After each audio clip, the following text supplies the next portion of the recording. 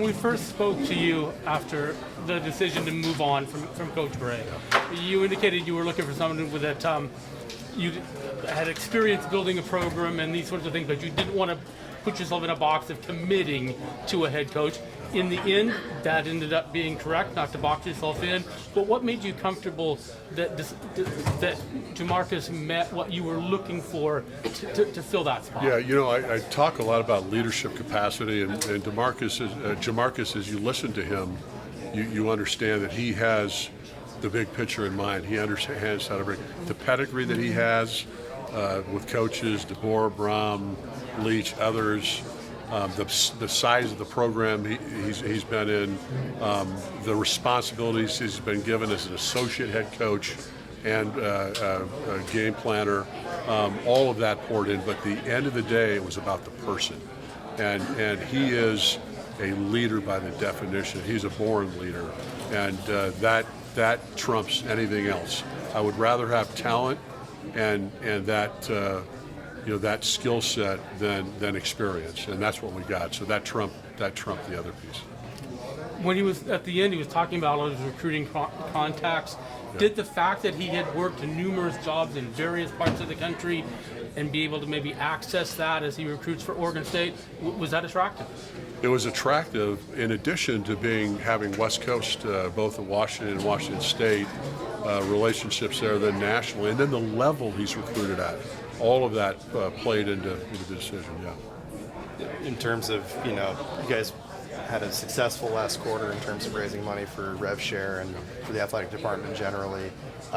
In terms of that landscape and what that's going to look like for Coach Shephard, what do you envision there? Yeah, so, again, our goal is that first quartile of this new conference and everything we do, which would include rev share. It is, we continue to build it every day. So we like where we are as a baseline, and we'll continue to work from that point. But the goal is to be at the top of this conference. Right, and to expand on that, like somebody like Coach Shephard, being able to command a room, being able to inspire people with the money to donate, what do you see there in terms of the opportunities that somebody like that I see a lot of opportunity there. A lot of opportunity.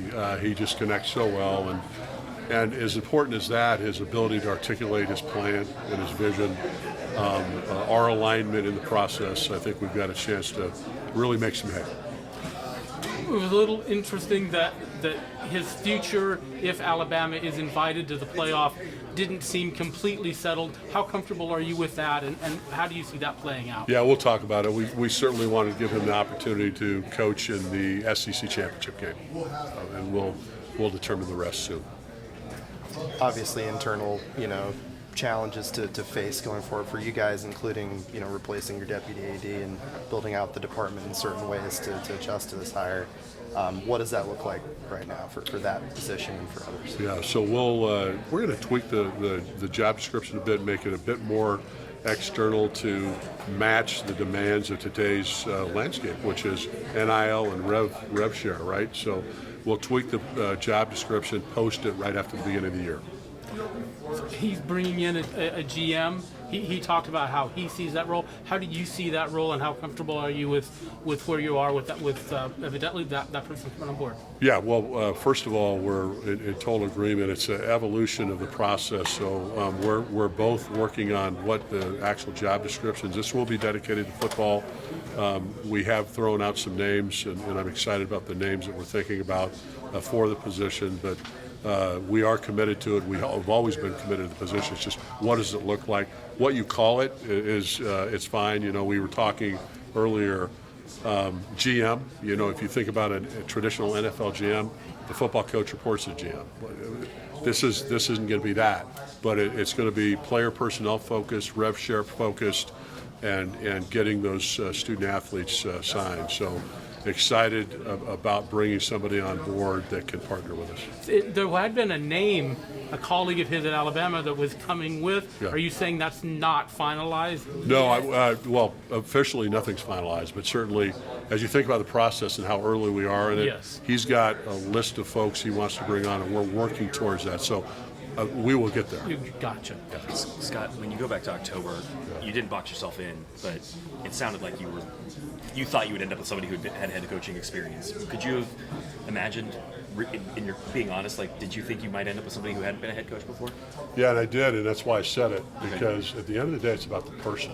It's about the leadership capacity. It's about, I shared with Ryan earlier, I would much prefer the talent, the potential, the leadership capacity over the experience. And at the end of the day, when we were looking at this and evaluating, we have a rising star, a little short on the experience, that is a rising star that I could not pass up. Was there a moment where you were like, where you saw the qualities, the CEO qualities, the command the enterprise qualities that comes to mind? I sensed it in the Zoom interview and the way he answered questions. Not only the way he answered questions, the questions he asked me. But then when we got together face to face, it was different. And I really, you get a feel for a person, and when we were together, it really hit home for me. He talked about locking arms. You guys talked about locking arms. What he needed to hear from you about going to battle with him. Do you know how long you see yourself working with him in this position? Like, how long do you want to do this? Yeah, I'm re-energized. We just built a new conference. We've got a new head coach and a direction we're heading and a vision. So, how long? I haven't thought about that. I have, I think about 5 years or 4.5 for my contract. So we'll see. But what's really important right now is getting this right. How long that will take, I think we can do. I think we can start to turn this ship in the first year. But we both want championships. We both want that route to the CFP. That might take a little bit longer, but we're in it together, and I just say we're in it for the long haul. I'm chasing the squirrel in the wrong direction, but is there a concern at all that the power conferences will look to eliminate the G6 auto bid? Just the way the sport is structured, it seems like it's not designed for the G6 to have success in the postseason, where players can leave. Like you said, this year the G6 is not. It's going to be a fairly low-ranked team that gets that bid. Is there concern that schools like Oregon State aren't going to maintain that path to the playoff? It's because of the dynamics of the college landscape nowadays. Everything's up for grabs and everything's a concern.